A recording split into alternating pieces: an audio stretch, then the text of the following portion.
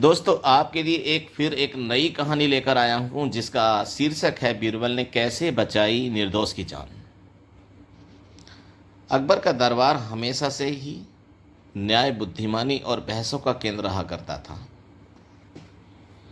जहां एक और दूर दूर से लोग अपने मसलों को लेकर आते, वहीं दूसरी ओर दरबारी हर दिन किसी न किसी चुनौतीपूर्ण प्रश्न या घटना को लेकर चर्चा करते।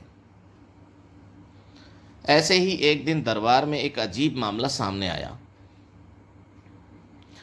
जिसने सबको चौंका दिया। सुबह का समय था।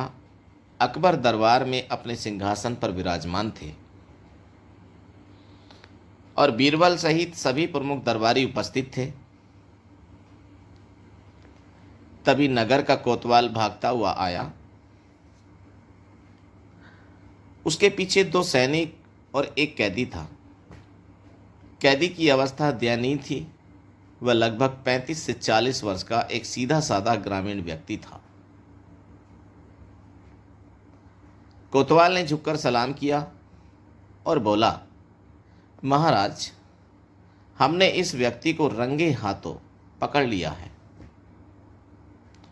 यह राजमहल के खजाने के पास से चोरी करते हुए पकड़ा गया है। हमारे सैनिकों ने इसे वहीं से दौड़कर पकड़ा जब यह चुपचाप भागने की कोशिश कर रहा था। यह सुनकर अकबर की आंखों में क्रोध की झलक आई। राजमहल के खजाने में चोरी, यह तो बहुत गंभीर अपराध है। यदि यह दोषी सिद्ध हुआ तो इसे मृत्यु दंड दिया जाएगा। इधर बीरबल जो चुपचाप सुन रहा था, सारी बातें सुन रहे थे, धीरे से बोले, महाराज, क्या मुझे इस मामले की थोड़ी जांच करने की अनुमति दी जाएगी?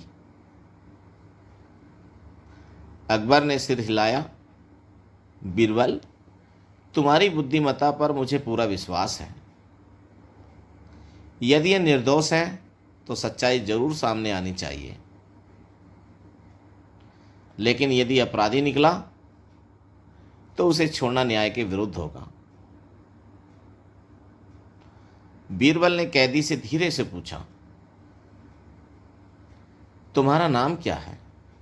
उसने कहा, मालू हुजूर। उसने कांपती कपड़ाती आवाज में कहा, तुम वहां क्या कर रहे थे? हुजूर, मैं महल के पास की बगिया में काम करता हूं। उस दिन मैं आम के पेड़ से पत्ते तोड़ रहा था। तभी मुझे किसी ने धक्का दिया और पीछे से कुछ फेंका। मैं कुछ समझता इससे पहले ही सैनिक मुझे पकड़कर ले आए। बीरबल ने सैनिकों से पूछा, तुमने इसे किस स्थान से पकड़ा? खजाने की पीछे वाली गली से, जहां से आम तौर पर कोई नहीं आता।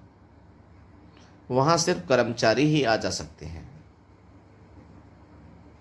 बीरबल सोच में पड़ गए। उन्होंने एक बार खजाने के पूरे स्थान की जांच करने की अनुमति मांगी और अकबर ने तुरंत अनुमति दे दी। बीरबल ने कुछ खास बातों पर ध्यान दिया, जो इस प्रकार है। नंबर 1, खजाने के पास की गीली मिट्टी गीली थी, जबकि मालू के पैरों में सूखी धूल लगी थी। नंबर 2, जहां से मालू को पकड़ा गया वहां से कुछ ही दूर आम का पेड़ था, जिसके नीचे कुछ ताजा टूटे पत्ते पड़े थे।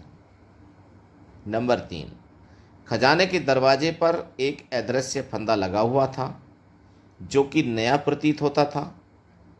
बीरबल तुरंत समझ गए यह कोई गहरी साजिश है। वे वापस दरबार में आए और बोले, महाराज, मुझे लगता है कि इस मामले को न्याय की गहराई से देखना चाहिए। यदि आप अनुमति दे दें तो मैं एक प्रयोग करना चाहूँगा। अकबर ने कहा, बिल्कुल करो, जो करना है। बीरबल ने घोषणा की, हम कल दरबार में एक विशेष परीक्षण करेंगे और मैं स्वयं असली अपराधी को पकड़कर लाऊंगा। अगले दिन का परीक्षण बीरबल ने दरबार में उसी समय सभी दरबारियों, सैनिकों और सेवकों को बुला लिया और कहा, आज हम जानेंगे कि असली अपराधी कौन है। बीरबल बोले, मैंने उस स्थान से एक खास मिट्टी उठाई है जिस पर असली अपराधी के पैर के निशान हैं।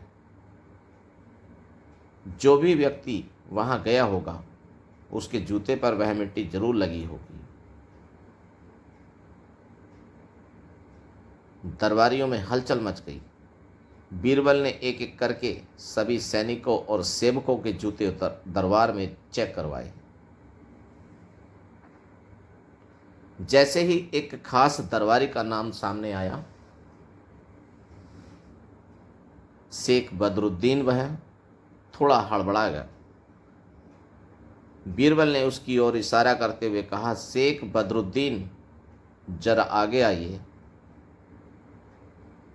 जैसे ही उसके जूते की मिट्टी की तुलना की गई, वह वही गीली मिट्टी थी जो चोरी वाली जगह से लाई गई थी।